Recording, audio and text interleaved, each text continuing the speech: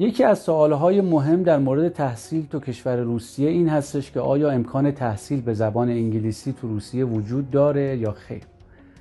امروز میخوام یه مختصری در مورد این صحبت بکنیم. تو رشته‌های پزشکی، دندان پزشکی اگر بخوایم بگیم، بعضی از دانشگاه‌ها امکان تحصیل به زبان انگلیسی وجود داره. به طور مثال اگر بخوایم بگیم دانشگاه ملی سن پترزبورگ، دانشگاه پیراگو مسکو، دانشگاه فدرال کازان، اینها دانشگاهایی هستن که امکان تحصیل پزشکی و دندان پزشکی هم به زبان روسی و هم به زبان انگلیسی وجود داره.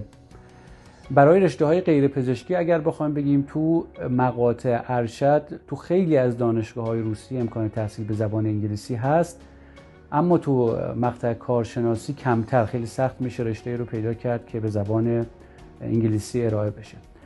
اما از نظر وزارت بهداشت ایران برای کسانی که پزشکی، دندان پزشکی یا داروسازی میخوان تو روسیه بخونن، اگر تصمیم چه به زبان روسی و چه به زبان انگلیسی رو دارن، باید حتما قبل از ورود به دانشگاه یه دوره زبان روسی رو گذرانده باشن و مدرک A2 زبان روسی رو بگیرن تا زمان برگشت به ایران مدارکشون توسط وزارت بهداشت ایران معادل سازی بشه.